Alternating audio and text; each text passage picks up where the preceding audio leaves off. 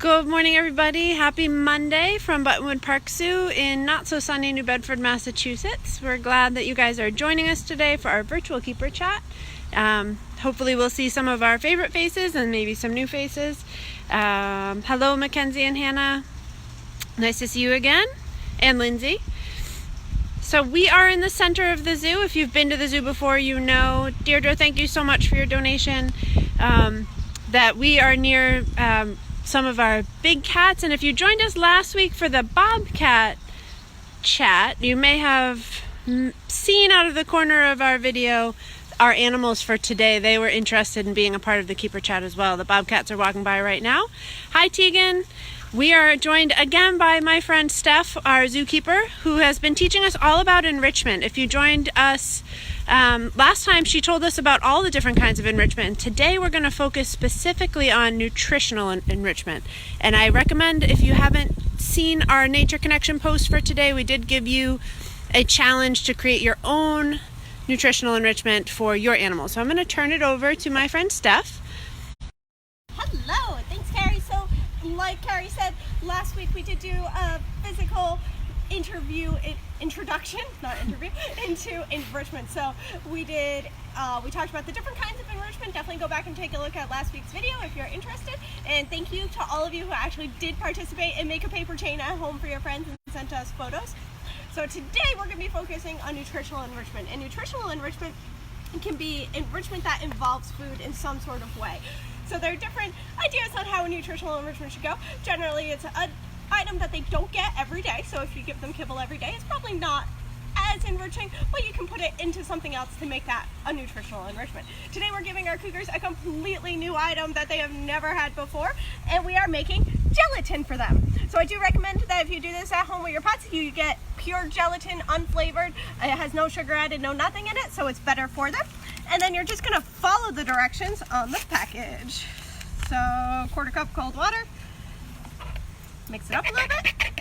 So if you're just joining us, Steph is going to make this, actually give it to one of our here at the zoo and see their reaction. 3/4 cup hot water. Mix it up. Make sure it all does it. And these are literally the directions off the back of the pack. And then I'm going to be putting some apple slices to make this a tasty, tasty snack. So these will be used later on for some of our other animals here at the zoo. Yeah, I would imagine a cougar might not like apple slices. Not as much. Theirs was pre-made and it was a little special. And then we're just going to pour a little bit into every little... Wow. Hopefully enough. So ice cube trays work great. Silicone ones are better because you can pop the Jell-O out a little easier. If you've ever made Jell-O at home, you know it's not always fun to get out. Or you could put it into a big pan and cut it into squares. And so that is what we're doing. Now this has to set for about 3 hours. So this is a little bit of a time-consuming project, but it's worth it, I think. We'll find out if the cougars enjoy theirs.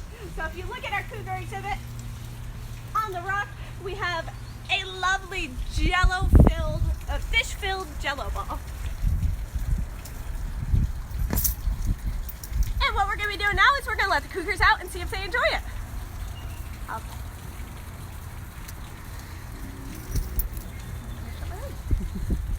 So hopefully, so we do have 2 cougars in this exhibit, Nikki and Riley. Nikki is our female, Riley is our male, and these guys are both about 10 years old. Oh, here comes someone. So this is Riley who's coming right over. We'll see if he can figure it out. We also put a small pile on a toy over there, but he found something else. I don't know what. And Nikki's out now. Oh, he smells it.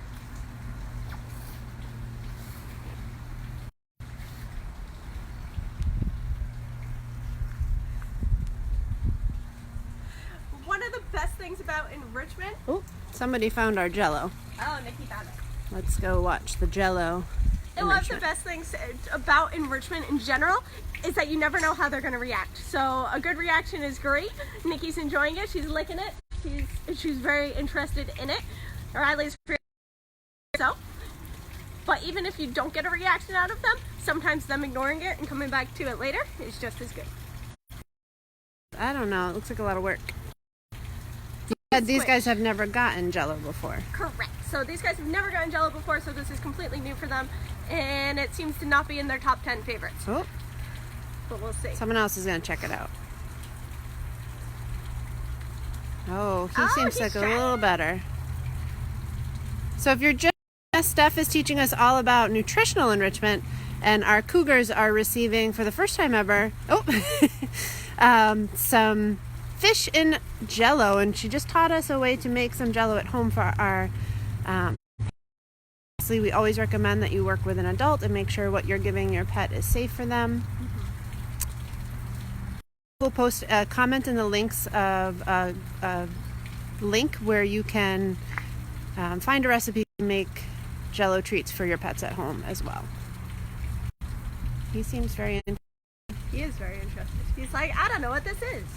As soon as we're done observing them with their enrichment, Steph and her other keeper friend Katie are going to do a training session with our cats and tell you more about them and answer some questions as well. I think. All right. Sounds like. Do you want Riley in? I could do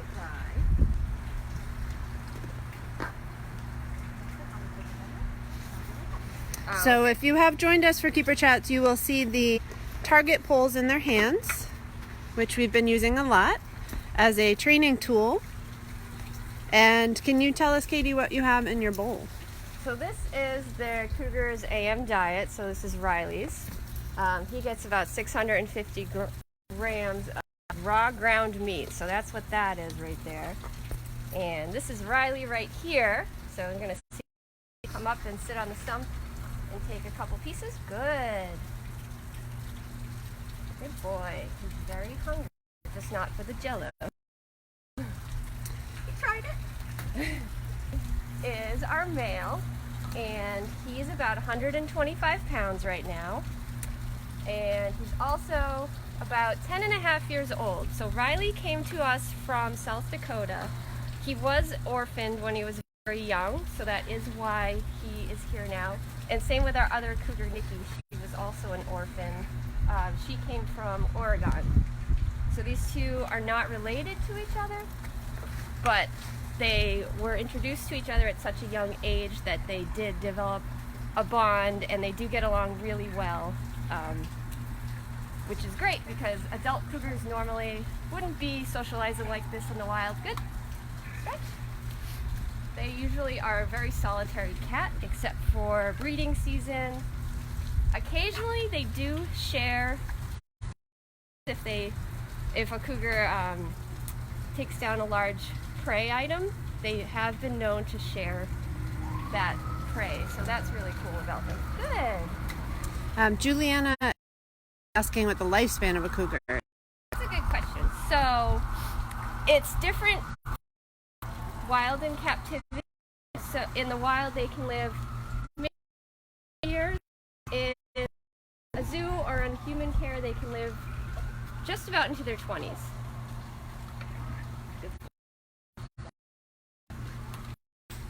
Jilly, age 10, wants to know what else they like to eat besides that meat and the Jello fish. So they are carnivores. They do like a lot of different types of meat. We feed them here. They get mice, rats, rabbits. Yes, he's very hungry. Talk. Oh, good. Sometimes we will get deer meat donated to us, and they love that. That's what they would be hunting more in the wild, like deer or other large mammals like that, like elk or even moose they could potentially hunt. Jacob's age 6 was asking if they have a favorite thing. Would you say it's deer? Deer or rabbit. They really love their deer and their rabbit pretty similarly. Angela is wondering how high they can jump. All right, well that's a good question. We'll demonstrate a little bit with Riley, but they can jump a lot higher than what he's about to do. Riley, up. Good. So that is really simple for him. They are capable of jumping about 20 feet vertically, so that 20 feet high. About what that platform is in the back of the exhibit. And Would he do that again if I backed up a little bit? yeah, So we we'll could do see it? again. Riley, up. Up. Good. Looking out of my toe. Hannah, age 8, would like to know how many babies they have. They can have anywhere from 1 to 6, but the average is about 3 to 4. Good boy. So if you're just joining us, we're here with Katie and Steph and our cougars, Nikki and Riley. Do you want to just reintroduce everybody to them one more time? So this is Riley, who I'm feeding right here, and Nikki, who has jumped up onto that perch. They're both about 10 and a half years old. And these are both rescues, orphaned. They were both orphans. They came to us from other states. So Riley came from South Dakota, Nikki from Oregon. So if you have any questions about cougars, they're also known as mountain lions. They have I think they have the record for most names of any animal. They have about 40 different names, and that's because they are found in so many different places. Their range is from up into Canada all the way down into South America. So there's so many different people that know this animal by different names. But we usually call them a cougar or a mountain lion. Some places in South America call them pumas. You can also, know them as panthers, catamounts. There's so many different names. Yeah. Haley, age 8, that's a great question on the theme of enrichment. Do these cats like catnip? Not as much as like a house cat or the bobcats. They seem to like it more than the cougars or all them. Janet is wondering, age 12, have you ever introduced them to other cougars? No. Nope. These are the only 2 here. It's a little tricky to introduce adult cats actually to each other. It's easier when they're younger and they just are more interested in playing, but nope, these are the only 2 that have lived with each other since 2009 now. Okay. Samantha, age 7, is wondering how long the babies stay with mom. So they can stay with their mother for up to 2 years.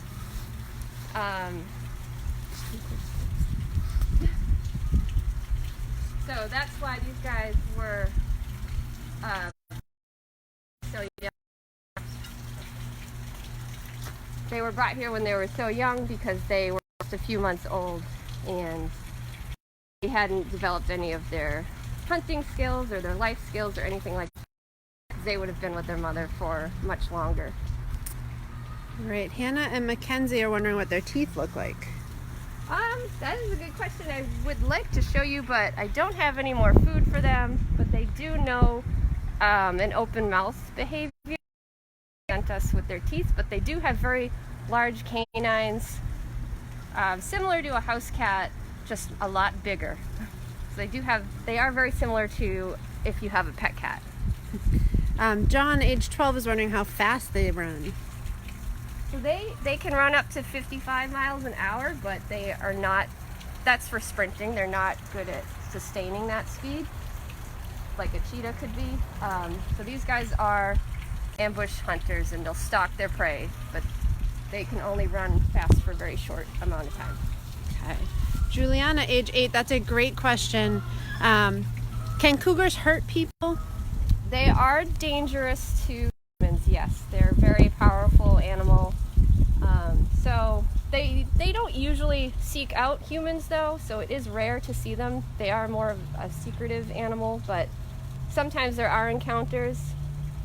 So it is good to be aware of that. And certainly we don't want them in our homes as pets. Yes, exactly. How big is a row? Kaiden, age 9, would like to know. They can get up to 250 pounds, so they are the 4th largest cat in the world, which is really cool to have a very large cat that lives in North America.